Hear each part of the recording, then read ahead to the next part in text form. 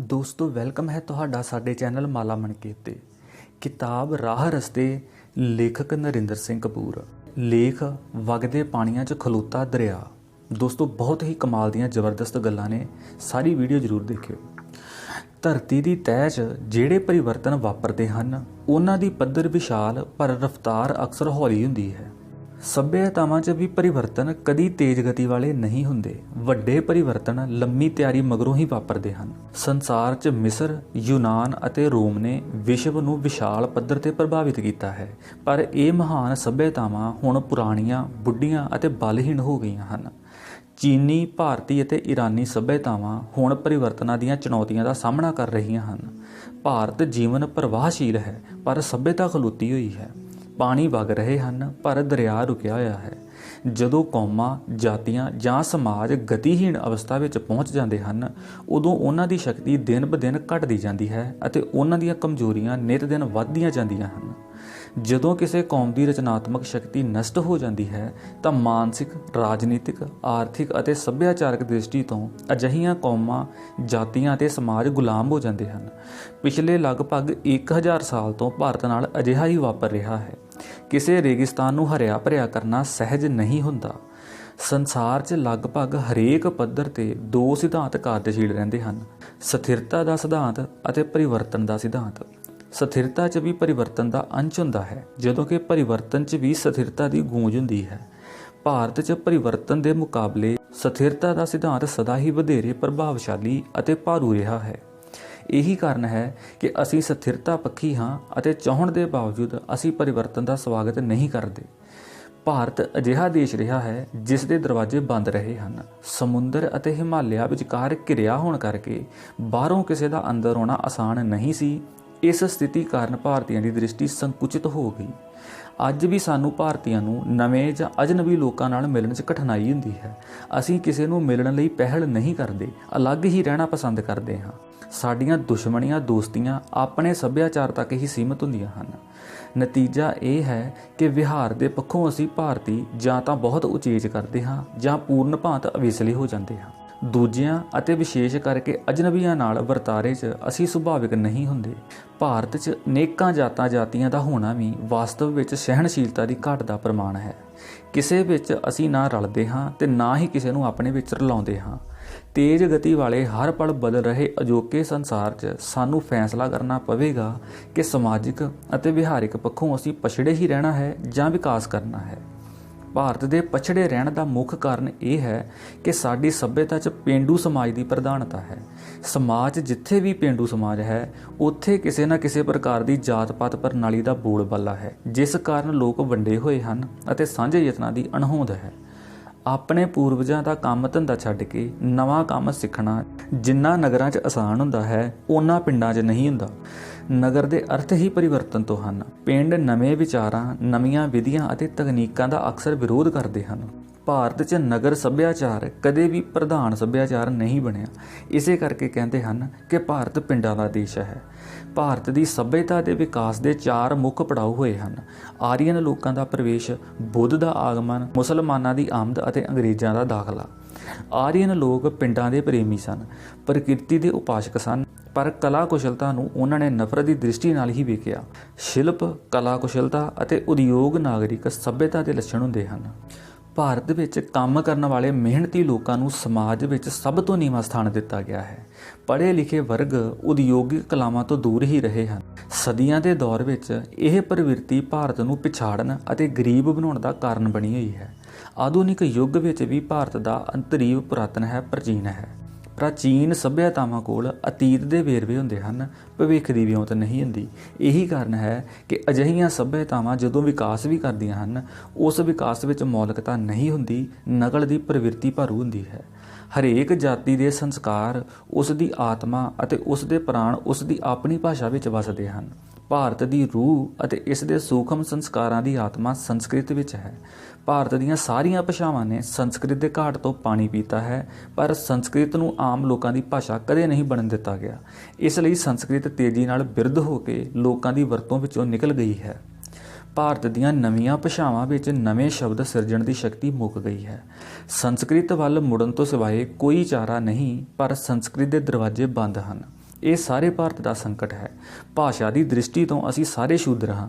ਭਾਵੇਂ ਭਾਰਤ ਵਿਚਲੇ ਸ਼ੂਦਰਾਂ ਵਿੱਚ ਕਦੇ ਵੀ ਇੰਨਾ ਨਿਆਸਰਾਪਣ ਨਹੀਂ ਆਇਆ ਜਿੰਨਾ ਪੱਛਮੀ ਜਗਤ ਦੀ ਦਾਸ ਪ੍ਰਥਾ ਵਿੱਚ ਸੀ, ਪਰ ਸ਼ੂਦਰਾਂ ਦੀ ਨਿਗਰੀ ਹੋਈ ਸਥਿਤੀ ਲਈ ਅਸੀਂ ਸਾਰੇ ਜ਼ਿੰਮੇਵਾਰ ਹਾਂ। ਜਦੋਂ ਕੋਈ ਜਾਤੀ ਕਿਸੇ ਹੋਰ ਜਾਤੀ ਤੇ ਜੇਤੂ ਹੁੰਦੀ ਹੈ ਤਾਂ ਪ੍ਰਸ਼ਨ ਉੱਠਦਾ ਹੈ ਕਿ ਹਾਰੀ ਹੋਈ ਜਾਤੀ ਨਾਲ ਕੀ ਸਲੂਕ ਕੀਤਾ ਜਾਵੇ। ਪੋਰਸ ਨੂੰ ਹਰਾ ਕੇ ਸਿਕੰਦਰ ਸਾਹਮਣੇ ਵੀ ਇਹੀ ਪ੍ਰਸ਼ਨ ਸੀ।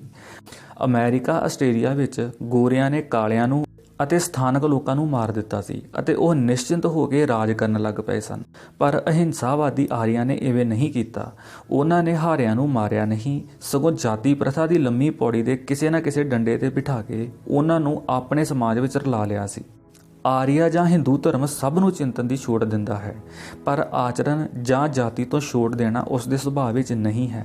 ਜੇ ਕੋਈ ਸ਼ੂਦਰ ਵਿਦਵਾਨ ਹੋਵੇ ਤਾਂ ਉਸ ਦਾ ਸਤਿਕਾਰ ਹੋਵੇਗਾ, ਪਰ ਉਹ ਰਹੇਗਾ ਸ਼ੂਦਰ ਹੀ।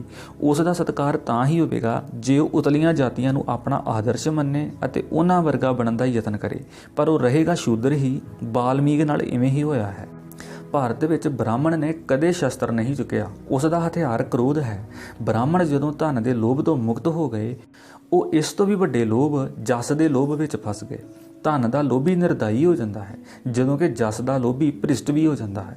ਰਾਮਾਇਣ ਅਤੇ ਮਹਾਭਾਰਤ ਇਸੇ ਵਿਸ਼ੇ ਨੂੰ ਪੂਰੇ ਵਿਸਥਾਰ ਨਾਲ ਪੇਸ਼ ਕਰਨ ਵਾਲੇ ਮਹਾਕਾਵਿ ਹਨ। ਭਾਰਤ ਵਿੱਚ ਕ੍ਰਿਸ਼ਨ ਕਥਾ ਅਤੇ ਰਾਮ ਕਥਾ ਨੇ ਸਾਰੇ ਦੇਸ਼ ਨੂੰ ਇੱਕ ਸੂਤਰ ਵਿੱਚ ਬੰਨ੍ਹਿਆ ਹੋਇਆ ਹੈ। ਜਦੋਂ ਇਹ ਮਹਾਕਾਵਿ ਹੋਂਦ ਵਿੱਚ ਆ ਗਏ ਤਾਂ ਸਮੁੱਚੇ ਭਾਰਤ ਵਿੱਚ ਵੇਦ ਪੜ੍ਹਨ ਦੀ ਪ੍ਰਵਿਰਤੀ ਘਟ ਗਈ, ਕਿਉਂਕਿ ਜੋ ਕੁਝ ਵੇਦਾਂ ਵਿੱਚ ਸਿਧਾਂਤ ਰੂਪ ਵਿੱਚ ਪ੍ਰਾਪਤ ਸੀ ਉਹ ਇਹਨਾਂ ਕਥਾਵਾਂ ਵਿੱਚ ਵਿਹਾਰਿਕ ਅਤੇ ਰੋਚਕ ਰੂਪ ਵਿੱਚ ਪੇਸ਼ ਹੋ ਗਿਆ ਸੀ। ਮਹਾਭਾਰਤ ਅਤੇ ਰਾਮਾਇਣ ਆਮ ਸਧਾਰਨ ਲੋਕਾਂ ਦੇ ਵੇਦ ਹਨ। ਇਹੀ ਕਾਰਨ ਹੈ ਕਿ ਸਧਾਰਨ ਤੋਂ ਸਧਾਰਨ ਭਾਰਤੀ ਵਿੱਚ ਵੀ ਤੁਹਾਨੂੰ ਦਾਰਸ਼ਨਿਕਤਾ ਦੇ ਝਲਕਾਰੇ ਸਹਿਜੇ ਹੀ ਮਿਲ ਜਾਣਗੇ। ਇਹਨਾਂ ਕਥਾਵਾਂ ਤੇ ਪ੍ਰਚਲਿਤ ਹੋਣ ਨਾਲੋਂ ਕਰੋੜਾਂ ਲੋਕਾਂ ਨੇ ਇਹਨਾਂ ਥਾਵਾਂ ਵਿਚਲੇ ਪਾਤਰਾਂ ਦੇ ਨਾਂ ਅਪਣਾ ਲਏ ਹਨ। ਲੋਕਾਂ ਨੂੰ ਵੇਦਾਂ ਦੇ ਨਾਂ ਭਾਵੇਂ ਪਤਾ ਹਨ, ਪਰ ਉਹ ਜਾਣਦੇ ਉਹੀ ਕੁਝ ਹਨ ਜੋ ਮਹਾਭਾਰਤ ਅਤੇ ਰਾਮਾਇਣ ਵਿੱਚ ਕਿਹਾ ਗਿਆ ਹੈ। ਇਹਨਾਂ ਕਥਾਵਾਂ ਨੇ ਭਾਰਤ ਵਿੱਚ ਪ੍ਰਵਿਰਤੀ ਮਾਰਗ ਜਾਂ ਗ੍ਰਹਿਸਥ ਆਸ਼ਰਮ ਜਾਂ ਪਰਿਵਾਰਕ ਜੀਵਨ ਨੂੰ ਦ੍ਰਿੜ ਕਰਵਾਇਆ ਹੈ। ਭਾਰਤ ਵਿੱਚ ਰਿਸ਼ੀ ਅਤੇ ਮੁਨੀ ਦੋਵੇਂ ਸਤਿਕਾਰੇ ਗਏ ਹਨ। ਰਿਸ਼ੀ ਗ੍ਰਹਿਸਥੀ ਹੁੰਦੇ ਹਨ, ਜਦੋਂ ਕਿ ਮੁਨੀ ਸਮਾਜ ਤੋਂ ਬਾਹਰ ਰਹਿੰਦੇ ਹਨ। ਭਾਰਤੀ ਸੱਭਿਅਤਾ ਅਤੇ ਸਮਾਜ ਵਿੱਚ ਸਤਿਕਾਰ ਉਸੇ ਪੁਰਸ਼ ਦਾ ਆਇਆ ਹੈ ਜਿਸ ਦੀ ਪਤਨੀ ਹੋਵੇ। ਭਾਰਤ ਵਿੱਚ ਪਤਨੀ ਬਿਨਾਂ ਪੁਰਸ਼ ਹੁਣ ਵੀ ਵਿਸ਼ਵਾਸ ਦਾ ਪਾਤਰ ਨਹੀਂ ਬਣਦਾ। ਭਾਰਤੀ ਸਮਾਜ ਵਿੱਚ ਮਨੁੱਖ ਦੀ ਗਤੀ ਤਾਂ ਹੀ ਹੁੰਦੀ ਹੈ ਜੇ ਚਿਤਾ ਨੂੰ ਅੱਗ ਪੁੱਤਰ ਲਾਵੇ। ਇਵੇਂ ਪਤਨੀ ਪੁਰਸ਼ ਦੀ ਗਾਇਤਰੀ ਬਣੀ ਅਤੇ ਸਮਾਜ ਵਿੱਚ ਪੁੱਤਰ ਦੀ ਅਭਿਲਾਸ਼ਾ ਬਲਵਾਨ ਹੋਈ। ਜੈਨ ਅਤੇ ਬੁੱਧ ਧਰਮ ਤੋਂ ਪਹਿਲਾਂ ਹਿੰਸਾਪੂਰਨ ਯੱਗਾਂ ਦੀ ਵਿਸ਼ਾਲ ਪਰੰਪਰਾ ਸੀ। ਬਲੀ ਦਿੱਤੇ ਗਏ ਜਾਨਵਰ ਦਾ ਲਹੂ ਮੱਥੇ ਤੇ ਲਾਇਆ ਜਾਂਦਾ ਸੀ। ਮਹਾਵੀਰ ਅਤੇ ਬੁੱਧ ਦੋਵਾਂ ਨੇ ਅਹਿੰਸਾ ਦਾ ਪ੍ਰਚਾਰ ਕੀਤਾ। ਜੈਨੀ ਤਾਂ ਆਪਣੇ ਆਪ ਨੂੰ ਤਸੀਹੇ ਦੇਣ ਲੱਗ ਪਏ, ਜਦੋਂ ਕਿ ਬੁੱਧ ਨੇ ਵਿਚਕਾਰਲਾ ਰਾਹ ਚੁਣਿਆ, ਜਿਹੜਾ ਮੱਧ ਮਾਰਗ ਅਖਵਾਇਆ, ਨਾ ਬਹੁਤੇ ਸੁੱਖ ਤੇ ਨਾ ਬਹੁਤੇ ਦੁੱਖ। ਇਸ ਸਮੇਂ ਇਹ ਭਾਰਤੀ ਸੰਕਲਪ ਪ੍ਰਧਾਨ ਸੀ ਕਿ ਮੋਕਸ਼ ਅਤੇ ਆਤਮਾ ਵਿਚਕਾਰ ਦੀਵਾਰ ਦੇਹ ਦੀ ਹੈ, ਸੋ ਮਨੁੱਖ ਨੇ ਸਾਰਾ ਗੁੱਸਾ ਸਰੀਰ ਤੇ ਕੱਢਣਾ ਸ਼ੁਰੂ ਕੀਤਾ। ਸੰਨਿਆਸ ਦੇ ਅਰਥ ਸਮਾਜ ਜਾਂ ਗ੍ਰਹਿਸਥ ਦੇ ਸੁੱਖਾਂ ਨੂੰ ਮਾਣਨ ਤੋਂ ਇਨਕਾਰ ਤੋਂ ਹੀ ਹਨ। ਇਵੇਂ ਜੈਨੀ ਅਤੇ ਬੋਧੀ ਸਮਾਜ ਤੋਂ ਬੇਮੁਖ ਹੋ ਗਏ ਅਤੇ ਭਾਰਤ ਵਿੱਚ ਮੁਕਤੀ ਵਿਅਕਤੀਗਤ ਸਵਾਰਥੀ ਉਦੇਸ਼ ਬਣ ਗਿਆ। ਭਾਰਤ ਵਿੱਚ ਜਿਹੜਾ ਧਰਮ ਜਾਂ ਸਮਾਜ ਗ੍ਰਹਿਸਥ ਤੋਂ ਬੇਮੁਖ ਹੋਇਆ ਹੈ, ਸਮਾਜ ਉਸ ਧਰਮ ਤੋਂ ਬੇਮੁਖ ਹੋ ਗਿਆ ਹੈ। ਹਿੰਦੂ ਧਰਮ ਮੁੱਖ ਤੌਰ ਤੇ ਸਮਾਜ ਪੱਖੀ ਧਰਮ ਹੈ। ਇਸੇ ਲਈ ਇਹ ਪ੍ਰਫੁੱਲਤ ਹੁੰਦਾ ਰਿਹਾ ਹੈ, ਜਦੋਂ ਕਿ ਸੰਨਿਆਸ ਆਧਾਰਿਤ ਧਰਮ ਜੈਨ ਅਤੇ ਬੁੱਧ ਕਮਜ਼ੋਰ ਹੁੰਦੇ ਗਏ ਹਨ। ਸਮੁੱਚੀ ਭਗਤੀ ਲਹਿਰ ਅਤੇ ਸਿੱਖ ਧਰਮ ਮੁੱਢੋਂ ਹੀ ਸਮਾਜ ਅਤੇ ਗ੍ਰਹਿਸਥ ਪੱਖੀ ਹੋਣ ਕਾਰਨ ਹੀ ਪ੍ਰਵਾਨ ਚੜ੍ਹੇ ਹਨ। ਜੈਨ ਅਤੇ ਬੁੱਧ ਧਰਮ ਇਸ ਲਈ ਵੀ ਹਰਮਨ ਪਿਆਰੇ ਨਹੀਂ ਹੋਏ ਕਿਉਂਕਿ ਇਹਨਾਂ ਧਰਮਾਂ ਵਿੱਚ ਪਰਮਾਤਮਾ ਵੱਲੋਂ ਮਨੁੱਖ ਨੂੰ ਮਾਫ ਕੀਤੇ ਜਾਣ ਦਾ ਕੋਈ ਸੰਕਲਪ ਨਹੀਂ ਹੈ ਅਤੇ ਸਭ ਨਿਬੇੜਾ ਕਰਮਾਂ ਦੇ ਆਧਾਰ 'ਤੇ ਹੁੰਦਾ ਹੈ। ਇਸ ਵਿਧਾਨ ਵਿੱਚ ਰੱਬ ਵੀ ਦਖਲ ਨਹੀਂ ਦੇ ਸਕਦਾ।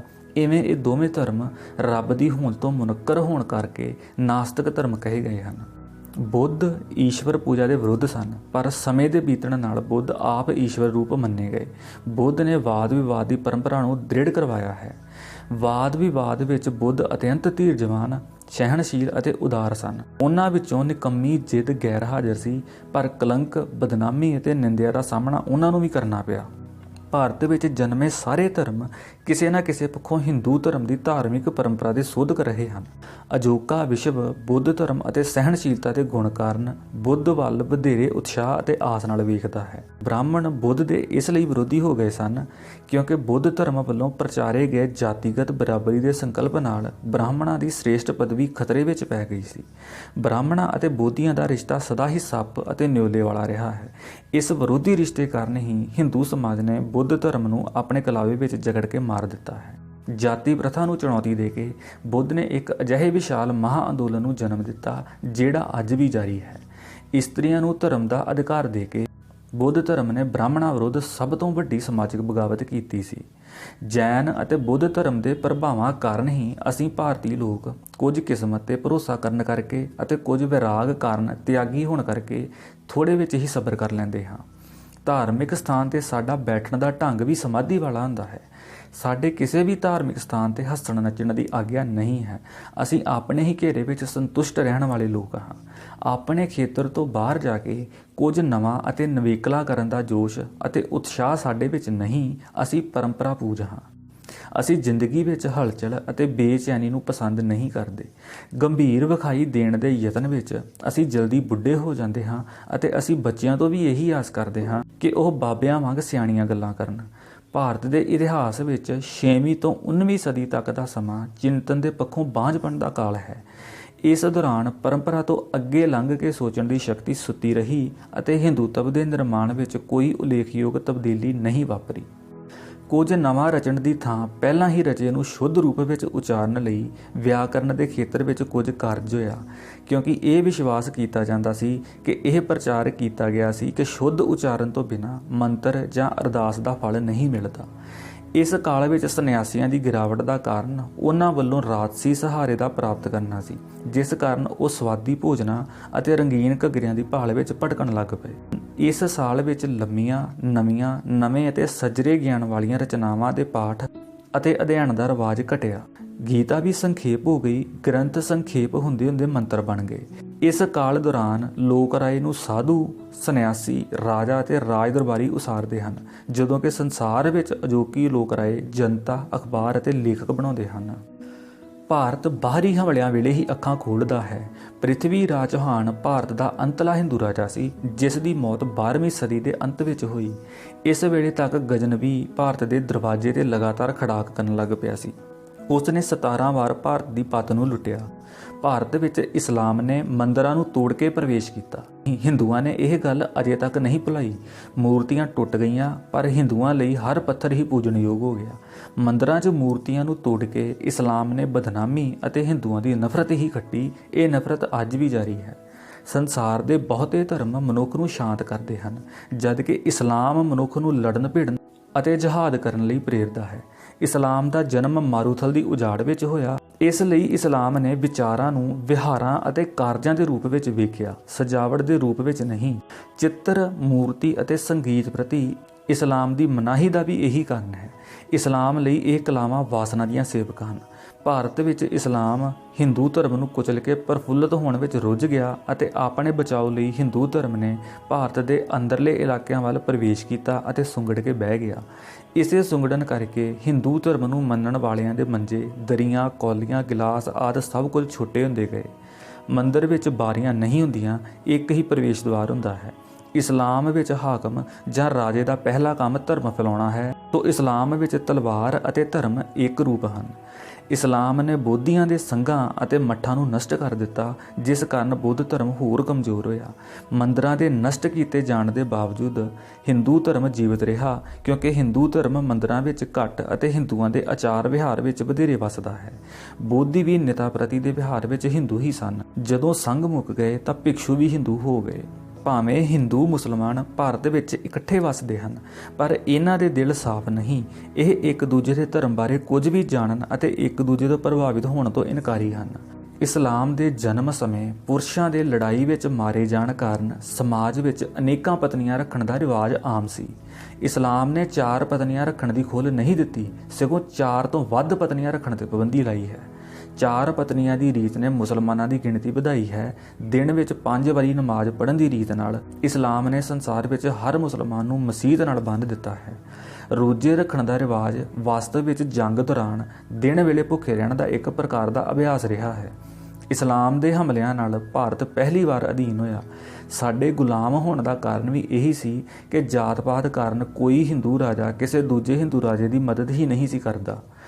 ਹਰੇਕ ਰਾਜੇ ਨੂੰ ਦੂਜੇ ਰਾਜੇ ਵਿਰੁੱਧ ਕੋਈ ਨਾ ਕੋਈ ਸ਼ਿਕਾਇਤ ਸੀ। ਸੋ ਇਹ ਰਾਜੇ ਹਮਲਾਵਰ ਦਾ ਮੁਕਾਬਲਾ ਕਰਨ ਦੀ ਥਾਂ ਹਮਲਾਵਰਾਂ ਨਾਲ ਰਲ ਕੇ ਦੂਜੇ ਰਾਜਿਆਂ ਨੂੰ ਹਰਾਉਣ ਵਿੱਚ ਵਧੇਰੇ ਦਿਲਚਸਪੀ ਰੱਖਦੇ ਸਨ। ਰਾਜਪੂਤਾਂ ਦੀ ਵੀਰਤਾ ਰੱਖਿਆਤਮਕ ਸੀ, ਹਮਲਾਵਰੀ ਨਹੀਂ। ਉਹਨਾਂ ਵਿੱਚ ਆਤਮਘਾਤ ਕਰਨ ਵਾਲਾ ਬਲ ਸੀ। ਉਹਨਾਂ ਨੂੰ ਬਹਾਦਰੀ ਨਾਲ ਮਰਨਾ ਹੀ ਆਉਂਦਾ ਸੀ, ਬਹਾਦਰੀ ਨਾਲ ਜਿਉਣਾ ਉਹ ਨਹੀਂ ਸੀ ਜਾਣਦੇ। ਹਿੰਦੂ ਇਸ ਲਈ ਵੀ ਹਾਰੇ ਕਿਉਂਕਿ ਮੁਸਲਮਾਨ ਮਾਸ ਖਾਣ ਵਾਲੇ, ਠੰਡੀਆਂ ਥਾਵਾਂ ਤੋਂ ਆਏ, ਘੋੜਿਆਂ ਦੀ ਸਵਾਰੀ ਕਰਨ ਵਾਲੇ, ਤਗੜੇ ਜੁੱਸਿਆਂ ਵਾਲੇ ਸਨ। ਜਦੋਂ ਕਿ ਸ਼ੁੱਧ ਰਹਿਣ ਦੀ ਚਿੰਤਾ ਵਿੱਚ ਹਿੰਦੂ ਜਨੇਊ ਅਤੇ ਜਾਤ ਨੂੰ ਬਚਾਉਂਦੇ ਦੇਸ਼ ਗਵਾ ਬੈਠੇ ਅਤੇ ਇਹ ਪ੍ਰਚਾਰ ਕੀਤਾ ਕਿ ਸਵਾਧੀਨਤਾ ਜਾਂ ਪਰਾਧੀਨਤਾ ਦੋਵੇਂ ਮਾਇਆ ਹਨ। ਹਮਲਾਵਰ ਤੁਰਕਾਂ ਨੇ ਹਿੰਦੂਆਂ ਦੇ ਪਿੰਡ ਦੇ ਖੂਹਾਂ ਵਿੱਚ ਸ਼ਰਾਬ ਮਿਲਾ ਦਿੱਤੀ ਅਤੇ ਹਿੰਦੂ ਪਿਆਸੇ ਹੀ ਮਰ ਗਏ। ਹਿੰਦੂਆਂ ਨੇ ਅਕਬਰ ਨੂੰ ਬੇਟੀਆਂ ਦਿੱਤੀਆਂ ਪਰ ਲਈਆਂ ਨਹੀਂ, ਕਾਰਨ ਆਪਣੀ ਜਾਤ ਦੇ ਗਵਾ ਜਾਣ ਦਾ ਡਰ ਸੀ। ਜਹਾਂਗੀਰ ਅਤੇ ਸ਼ਾਹਜਹਾਨ ਦੋਵਾਂ ਦੀਆਂ ਮਾਵਾਂ ਹਿੰਦੂ ਸਨ। ਹਿੰਦੂ ਕੱਟੜਪੰਥੀ ਹੋ ਨਿਬੜੇ। ਇਸਲਾਮ ਹਿੰਦੂ ਧਰਮ ਤੋਂ ਪ੍ਰਭਾਵਿਤ ਹੋਣ ਤੋਂ ਡਰਦਾ ਰਿਹਾ, ਸੋ ਇਹਨਾਂ ਦੋਵਾਂ ਵਿੱਚ ਵਿੱਥ ਬਣੀ ਰਹੀ। ਹਿੰਦੂ ਅਤੇ ਮੁਸਲਮਾਨ ਧਰਮ ਅਤੇ ਧਾਰਮਿਕ ਵਿਹਾਰ ਦੇ ਮਾਮਲੇ ਵਿੱਚ ਕਿਸੇ ਨੂੰ ਨਹੀਂ ਸੁਣਦੇ, ਕਿਸੇ ਤੋਂ ਕੁਝ ਨਹੀਂ ਸਿੱਖਦੇ। ਸੰਸਾਰ ਵਿੱਚ ਜਿੰਨਾ ਹਿੰਦੂ ਧਰਮ ਵਿੱਚ ਵਿਸ਼ਵਾਸ ਕਰਨ ਵਾਲੇ ਨਹਾਉਂਦੇ ਹਨ, ਉਤਨਾ ਹੋਰ ਕੋਈ ਜਾਤੀ ਨਹੀਂ ਨਹਾਉਂਦੀ। ਇਸਲਾਮ ਨੂੰ ਘਰ ਘਰ ਪਹੁੰਚਾਉਣ ਦਾ ਕੰਮ ਸੂਫੀਆਂ ਨੇ ਕੀਤਾ ਸੀ। ਭਾਰਤ ਵਿੱਚ ਚੱਲੀ ਭਗਤੀ ਲਹਿਰ ਨੀਰਸ ਬੁੱਧੀਵਾਦ ਵਿਰੁੱਧ ਜਨ ਸਧਾਰਨ ਦੇ ਹਿਰਦੇ ਦਾ ਵਿਦਰੋਹ ਸੀ। ਸਿੱਖ ਧਰਮ ਵਾਸਤਵ ਵਿੱਚ ਹਿੰਦੂ ਧਰਮ ਅਤੇ ਇਸਲਾਮ ਦੀ ਸਾਂਝ ਵਿੱਚ ਉਪਜਿਆ ਹੋਣ ਕਰਕੇ ਆਮ ਸਧਾਰਨ ਲੋਕਾਂ ਦਾ ਧਰਮ ਹੈ। ਗੁਰੂ ਨਾਨਕ ਦੇਵ ਦਾ ਪਹਿਰਾਵਾ ਸੂਫੀਆਂ ਵਾਲਾ ਸੀ। ਭਵਨ ਨਿਰਮਾਣ ਕਲਾ ਦੇ ਪੱਖੋਂ ਗੁਰਦੁਆਰਾ ਕੰਧਾਂ ਤੱਕ ਮੰਦਰ ਹੁੰਦਾ ਹੈ, ਉਸ ਤੋਂ ਉੱਪਰ ਇਹ ਮਸਜਿਦ ਦਾ ਰੂਪ ਧਾਰ ਲੈਂਦਾ ਹੈ। ਭਾਰਤੀ ਸੱਭਿਅਤਾ ਦੇ ਚੌਥੇ ਦੌਰ ਦਾ ਆਰੰਭ ਯੂਰਪੀਨਾਂ ਦੇ ਆਉਣ ਨਾਲ ਹੋਇਆ ਸੀ। ਯੂਰਪੀਨ ਪਹਿਲੇ ਸਨ ਜਿਹੜੇ ਸਮੁੰਦਰ ਦੇ ਰਸਤੇ ਭਾਰਤ ਪਹੁੰਚੇ। ਉਹ ਇੱਕ ਨਵਾਂ ਧਰਮ, ਨਵਾਂ ਸੱਭਿਆਚਾਰ, ਨਵਾਂ ਦ੍ਰਿਸ਼ਟੀਕੋਣ, ਨਵੀਂ ਜੀਵਨ ਜਾਚ, ਨਵੀਂ ਬੋਲੀ, ਨਵੇਂ ਕੰਮ ਧੰਦੇ ਅਤੇ ਨਾਗਰਿਕ ਸੱਭਿਅਤਾ ਲੈ ਕੇ ਆਏ। ਯੂਰਪੀਨਾਂ ਵਿੱਚ ਅੰਗਰੇਜ਼ ਪ੍ਰਮੁੱਖ ਸਨ। ਭਾਰਤ ਦੀ ਪ੍ਰਾਚੀਨਤਾ ਨੂੰ ਗੌਰਵ ਯੂਰਪ ਨੇ ਹੀ ਦਿੱਤਾ। ਭਾਰਤ ਵਿੱਚ 18ਵੀਂ ਸਦੀ ਤੋਂ ਪਹਿਲਾਂ ਅਸ਼ੋਕ ਦਾ ਨਾਂ ਕਿਧਰੇ ਨਹੀਂ ਸੀ ਮਿਲਦਾ। ਅਸ਼ੋਕ ਦੀ ਸੂਚਨਾ ਸਾਨੂੰ ਅੰਗਰੇਜ਼ਾਂ ਨੇ ਦਿੱਤੀ। ਅੰਗਰੇਜ਼ ਵਿਗਿਆਨ ਅਤੇ ਵਿਗਿਆਨਕ ਦ੍ਰਿਸ਼ਟੀਕੋਣ ਲੈ ਕੇ ਆਏ। ਸਾਨੂੰ ਆਪਣੇ ਪਛੜੇਪਣ ਦਾ ਪਹਿਲੀ ਵਾਰ ਗਿਆਨ ਅੰਗਰੇਜ਼ਾਂ ਦੇ ਰਾਹੀਂ ਹੀ ਹੋਇਆ। ਭਾਰਤ ਦੇ ਸ਼ਹਿਰੀਕਰਨ ਦੀ ਪ੍ਰਕਿਰਿਆ ਅੰਗਰੇਜ਼ਾਂ ਦੀ ਨਿਗਰਾਨੀ ਵਿੱਚ ਆਰੰਭ ਹੋਈ ਸੀ। ਅੰਗਰੇਜ਼ਾਂ ਨੇ ਮਿੱਥ ਕੇ ਅਤੇ ਵਿਉਂਤ ਬਣਾ ਕੇ ਹਿੰਦੁਸਤਾਨ ਨੂੰ ਬਦਲਿਆ। ਅੰਗਰੇਜ਼ਾਂ ਦਾ ਵਿਸ਼ਵਾਸ ਸੀ ਕਿ ਜੇ ਲੋਕਾਂ ਨੂੰ ਆਪਣੇ ਵਰਗਾ ਬਣਾਉਣਾ ਹੈ ਤਾਂ ਉਹਨਾਂ ਨੂੰ ਆਪਣੀ ਭਾਸ਼ਾ ਸਿਖਾ ਦਿਓ ਜਾਂ ਉਹਨਾਂ ਨੂੰ ਉਹਨਾਂ ਦੀ ਭਾਸ਼ਾ ਅਤੇ ਜੀਵਨ ਜਾਚ ਭੁਲਾ ਦਿਓ। ਈਸਾਈ ਪਾਦਰੀ ਅੰਗਰੇਜ਼ਾਂ ਦੀ ਧਾਰਮਿਕ ਸੈਨਾ ਸਨ। ਭਾਰਤੀ ਧਰਮਾਂ ਵਾਲੀਆਂ ਕਮਜ਼ੋਰੀਆਂ ਈਸਾਈ ਧਰਮ ਵਿੱਚ ਨਹੀਂ ਸਨ। ਸਾਨੂੰ ਪਹਿਲੀ ਵਾਰ ਭਾਰਤ ਦੀ ਉੱਗਦੀ ਹੋਈ ਬੁੱਢੀ ਸੱਭਿਅਤਾ ਦਾ ਗਿਆਨ ਹੋਇਆ। ਪ੍ਰਬੰਧਕੀ ਪੱਖ ਤੋਂ ਪਹਿਲੀ ਵਾਰ ਭਾਰਤ ਇੱਕ ਇਕਾਈ ਵਿੱਚ ਬੰਨ੍ਹਿਆ ਗਿਆ ਅਤੇ ਰਾਜਧਾਨੀ ਵਿੱਚੋਂ ਉੱਠਣ ਵਾਲੇ ਮਸਲੇ ਸਾਰੇ ਦੇਸ਼ ਦਾ ਧਿਆਨ ਖਿੱਚਣ ਲੱਗੇ। ਆਰਥਿਕ ਮਸਲਿਆਂ ਨੂੰ ਭਾਰਤ ਵਿੱਚ ਪਹਿਲੀ ਵਾਰੀ ਛੋਹਿਆ ਗਿਆ। ਛਾਪੇਖਾਨੇ ਦੇ ਸਥਾਪਿਤ ਹੋਣ ਨਾਲ ਵਿਸ਼ਵ ਪੱਧਰ ਤੇ ਆਧੁਨਿਕਤਾ ਦਾ ਦੌਰ ਆਰੰਭ ਹੋਇਆ ਹੈ। ਭਾਰਤ ਵਿੱਚ ਛਾਪੇਖਾਨੇ ਅੰਗਰੇਜ਼ ਲੈ ਕੇ ਆਏ। ਕਿਸੇ ਯੁੱਗ ਜਾਂ ਕਾਲ ਦੇ ਹਿਰਦੇ ਵਿੱਚ ਜਿਹੜੇ ਵਿਸ਼ਾਲ ਅਨੁਭਵ ਹੁੰਦੇ ਹਨ, ਉਹਨਾਂ ਨੂੰ ਲੋਕਾਂ ਤੱਕ ਪਹੁੰਚਾਉਣ ਲਈ ਸਮਾਜ ਕਵੀਆਂ, ਸੰਤਾਂ ਅਤੇ ਸੁਧਾਰਕਾਂ ਨੂੰ ਜਨਮ ਦਿੰਦਾ ਹੈ। ਆਰੀਆ ਸਮਾਜ ਦੇ ਬਾਨੀ ਸਵਾਮੀ ਦਇਆਨੰਦ ਪਰਿਵਰਤਨ ਜਾਂ ਸੁਧਾਰ ਨਹੀਂ ਕ੍ਰਾਂਤੀ ਚਾਹੁੰਦੇ ਸਨ। ਪਰ ਭਾਰਤ ਨੇ ਗਾਂਧੀ ਤੋਂ ਪਹਿਲਾਂ ਜਿੰਨੇ ਧਿਆਨ ਨਾਲ ਟੈਗੋਰ ਅਤੇ ਵਿਵੇਕਾਨੰਦ ਨੂੰ ਸੁਣਿਆ, ਕਿਸੇ ਹੋਰ ਸਾਹਿਤਕਾਰ ਜਾਂ ਸੁਧਾਰਕ ਨੂੰ ਨਹੀਂ ਸੁਣਿਆ। ਵਿਵੇਕਾਨੰਦ ਵਿੱਚ ਉਹ ਜਗਿਆਸਾ ਸੀ ਜੋ ਸਦੀਆਂ ਮਗਰੋਂ ਉਪਜਦੀ ਹੈ ਅਤੇ ਕੇਵਲ ਪੈਗੰਬਰਾਂ ਵਿੱਚ ਜਾਗਦੀ ਹੈ। ਵਿਵੇਕਾਨੰਦ ਦੇ ਗੁਰੂ ਰਾਮਕ੍ਰਿਸ਼ਨ ਅਨੁਭਵ ਦੀ ਚਰਮ ਸੀਮਾ ਤੇ ਸਨ। ਵਿਵੇਕਾਨੰਦ ਉਹਨਾਂ ਦੀ ਵਿਆਖਿਆ ਬਣ ਕੇ ਫੈਲੇ। ਨਵੀਨ ਭਾਰਤ ਨੇ, ਕਰਵਟ ਲੈ ਰਹੇ ਭਾਰਤ ਨੇ, ਪੀੜਤ ਭਾਰਤ ਨੇ ਜੋ ਕੁਝ ਕਹਿਣਾ ਸੀ ਉਹ ਵਿਵੇਕਾਨੰਦ ਦੇ ਮੁਖ ਤੋਂ ਨਿਕਲਿਆ। ਉਹਨਾਂ ਨੇ ਕਿਹਾ ਸੀ, ਜਿਹੜੀਆਂ ਜਾਤੀਆਂ ਨਾਰੀ ਦਾ ਸਤਿਕਾਰ ਨਹੀਂ ਕਰਦੀਆਂ ਉਹ ਨਾ ਅਤੀਤ ਵਿੱਚ ਵਿਕਸਿਤ ਹੋਈਆਂ ਹਨ, ਨਾ ਭਵਿੱਖ ਵਿੱਚ ਖੁਸ਼ਹਾਲ ਹੋਣਗੀਆਂ। ਇਹ ਉਹੀ ਕਹਿ ਸਕਦੇ ਹਨ ਕਿ ਜਿਹੜੀ ਜਾਤੀ ਦੁੱਖ ਅਤੇ ਭੁੱਖ ਨਾਲ ਤੜਪ ਰਹੀ ਹੈ, ਉਸ ਅੱਗੇ ਧਰਮ ਪਰੋਸਣਾ ਧਰਮ ਦਾ ਅਪਮਾਨ ਹੈ। ਨੀਤੀ ਬਾਰੇ ਉਹਨਾਂ ਦਾ ਮਤ ਸੀ ਕਿ ਮਾਫ਼ ਉਦੋਂ ਹੀ ਕਰਨਾ ਚਾਹੀਦਾ ਹੈ ਜਦੋਂ ਤੁਹਾਡੀਆਂ ਬਾਹਾਂ ਵਿੱਚ ਜਿੱਤਣ ਦੀ ਸ਼ਕਤੀ ਹੋਵੇ। ਉਹਨਾਂ ਅਨੁਸਾਰ ਸਮਾਨਤਾ ਬਿਨਾਂ ਦੋਸਤੀ ਇੱਕ ਭਰਮ ਹੈ। ਉਹਨਾਂ ਨੇ ਵੇਖਿਆ ਏਸ਼ੀਆ ਦੁਖੀ ਹੈ, ਯੂਰਪ ਅਸੰਤੁਸ਼ਟ ਹੈ। ਉਹ ਕਿਹਾ ਕਰਦੇ ਸਨ ਕਿ ਪਰਮਾਤਮਾ ਦੀ ਕਿੰਨੀ ਵੀ ਕਿਰਪਾ ਹੋਵੇ, ਮਨੁੱਖੀ ਯਤਨ ਬਿਨਾਂ ਪਰਿਵਰਤਨ ਕਦੇ ਨਹੀਂ ਵਾਪਰੇਗਾ। ਵਿਵੇਕਾਨੰਦ ਨੇ ਭਾਰਤ ਦੇ ਇਤਿਹਾਸ ਵਿੱਚ ਪਹਿਲੀ ਵਾਰੀ ਭਾਰਤੀਆਂ ਨੂੰ ਆਪਣੀ ਡੂੰਘਾਈਆਂ ਨਾਲ ਗੱਲਾਂ ਕਰਨ ਦੀ ਆਦਤ ਪਾਈ। ਉਹਨਾਂ ਦੇ ਦਰਸਾਏ ਰਾਹ ਤੇ ਚੱਲ ਕੇ ਹੀ ਗਾਂਧੀ ਜੀ ਨੇ ਅੰਗਰੇਜ਼ੀ ਸਰਕਾਰ ਦੇ ਬਾਹੂਬਲ ਦੇ ਸਾਹਮਣੇ ਆਤਮ ਬਲ ਦਾ ਸ਼ਸਤਰ ਚੁੱਕਿਆ। ਇਹ ਹਿੰਸਾ ਦੇ ਸਿਧਾਂਤ ਕਾਰਨ ਵਿਸ਼ਵ ਵਿੱਚ ਗਾਂਧੀ ਜੀ ਨੂੰ ਜੋ ਜਸ ਮਿਲਿਆ ਹੈ ਉਹ ਬੁੱਧ ਨੂੰ ਮਿਲੇ ਜਸ ਨਾਲੋਂ ਵੀ ਵਧੇਰੇ ਹੈ। ਇਸ ਸਮੇਂ ਦੇਸ਼ ਵਿੱਚ ਅਨੇਕਾਂ ਕਵੀ ਅਤੇ ਬੁਲਾਰੇ ਉੱਭਰੇ। ਕਿਸੇ ਸਮਾਜ ਵਿੱਚ ਜਦੋਂ ਤੱਕ ਵਿਸ਼ਾਲ ਭਾਵਨਾਵਾਂ ਵਾਲਾ ਕੋਈ ਕਵੀ ਨਹੀਂ ਉੱਭਰਦਾ, ਉਸ ਸਮਾਜ ਨੂੰ ਪਤਾ ਹੀ ਨਹੀਂ ਲੱਗਦਾ ਕਿ ਉਸ ਦੀ ਆਤਮਾ ਦੀ ਪੱਧਰ ਕੀ ਹੈ। ਇਸ ਸਮੇਂ ਮੁਸਲਮਾਨ ਬੇਚੈਨ ਹਨ। ਉਹਨਾਂ ਨੂੰ ਪਤਾ ਹੀ ਨਹੀਂ ਸੀ ਕਿ ਉਹ ਚਾਹੁੰਦੇ ਕੀ ਸਨ। ਇਕਬਾਲ ਨੇ ਮੁਸਲਮਾਨਾਂ ਨੂੰ ਇੱਕ ਖਾਹਿਸ਼ ਦਿੱਤੀ, ਜਿਸ ਸੁਪਨੇ ਦੇ ਵਿਆਖਿਆਕਾਰ ਵਿਵੇਕਾਨੰਦ ਸਨ। ਨਹਿਰੂ ਉਸ ਸੁਪਨੇ ਦੇ ਇੰਜੀਨੀਅਰ ਬਣੇ ਅਤੇ ਪਟੇਲ ਨੇ ਖਿੰਡੇ ਹੋਏ ਭਾਰਤ ਨੂੰ ਸੰਗਠਿਤ ਕੀਤਾ। ਵਕਤ ਦੇ ਬੀਤਣ ਨਾਲ ਸੰਸਾਰ ਵਿੱਚ ਧਾਰਮਿਕ ਅਤੇ ਰਾਜਸੀ ਨੇਤਾਵਾਂ ਦੀ ਥਾਂ ਵਿਗਿਆਨੀਆਂ ਨੇ ਲੈ ਲਈ ਹੈ। ਵਿਗਿਆਨ ਵਿੱਚ ਕੋਈ ਵੀ ਗੱਲ ਇਸ ਕਰਕੇ ਨਹੀਂ ਮੰਨੀ ਜਾਂਦੀ ਕਿ ਇਹ ਕਿਸੇ ਮਹਾਨ ਵਿਗਿਆਨੀ ਨੇ ਕਹੀ ਹੈ, ਸਗੋਂ ਇਸ ਆਧਾਰ ਤੇ ਮੰਨੀ ਜਾਂਦੀ ਹੈ ਕਿ ਉਹ ਵਿਗਿਆਨਕ ਕਿੰਨੀ ਹੈ। ਵਿਗਿਆਨ ਨੇ ਧਰਮ ਦੀ ਜਕੜ ਨੂੰ ਢਿੱਲਾ ਕੀਤਾ ਹੈ, ਹੱਦਾਂ ਸਰਹੱਦਾਂ ਨਵੀਆਂ ਕੀਤੀਆਂ ਹਨ, ਆਦਾਨ ਪ੍ਰਦਾਨ ਸੌਖਾ ਕੀਤਾ ਹੈ ਅਤੇ ਸੰਸਾਰ ਨੂੰ ਨਵੀਆਂ ਅਤੇ ਵਿਸ਼ਾਲ ਸੰਭਾਵਨਾਵਾਂ ਦੇ ਸੁਪਨੇ ਦਿੱਤੇ ਹਨ। ਸਰਕਾਰਾਂ ਦਾ ਕੰਮ ਵਰਤਮਾਨ ਨੂੰ ਸੰਭਾਲਣਾ ਹੁੰਦਾ ਹੈ, ਜਦੋਂ ਕਿ ਲੁਕਾਈ ਦੀ ਚਿੰਤਾ ਭਵਿੱਖ ਸੰਬੰਧੀ ਹੁੰਦੀ ਹੈ। ਬਾਹਰੋਂ ਭਾਰਤ ਬਦਲ ਰਿਹਾ ਹੈ, ਪਰਿਵਰਤਨ ਵਾਪਰ ਰਿਹਾ ਹੈ, ਪਰ ਅੰਦਰੋਂ ਭਾਰਤ ਤਬਦੀਲ ਨਹੀਂ ਹੋ ਰਿਹਾ। ਇਹ ਚਿੰਤਾ ਦਾ ਵਿਸ਼ਾ ਹੈ। ਭਾਰਤ ਦਾ ਅੰਦਰਲਾ ਖੜੋਤ ਦਾ ਸ਼ਿਕਾਰ ਹੈ। ਪਾਣੀ ਵਗ ਰਿਹਾ ਹੈ, ਦਰਿਆ ਖਲੋਤਾ ਹੋਇਆ ਹੈ। ਸਾਡੇ ਵਿੱਚੋਂ ਹਰ ਕਿਸੇ ਦੀ ਜ਼ਿੰਮੇਵਾਰੀ ਹੈ ਕਿ ਅਸੀਂ ਭਾਰਤ ਨੂੰ ਅੰਦਰੋਂ ਬਦਲੀਏ, ਭਾਰਤ ਦੇ ਰੁਕੇ ਹੋਏ ਪ੍ਰਵਾਹ ਨੂੰ ਰਵਾਨਾ ਕਰੀਏ, ਝੀਲ ਨੂੰ ਦਰਿਆ ਬਣਾਈਏ ਅਤੇ ਭਾਰਤ ਨੂੰ ਬਦਲਦੇ ਸੰਸਾਰ ਨਾਲ ਇਕਸੁਰ ਕਰੀਏ। ਭਾਰਤ ਦੀ ਪਛਾਣ ਤੋਂ ਬਿਨਾਂ ਸਾਡੀ ਪਛਾਣ ਸਥਾਪਿਤ ਨਹੀਂ ਹੋ ਸਕਦੀ। ਸੋ ਦੋਸਤੋ, ਇਸ ਦੇ ਨਾਲ ਹੀ ਇਹ ਲੇਖ ਖਤਮ ਹੁੰਦਾ ਹੈ। ਫਿਰ ਮਿਲਾਂਗੇ ਆਪਾਂ ਇਸ ਤੋਂ ਅਗਲੇ ਲੇਖ ਨਾਲ। ਧੰਨਵਾਦ।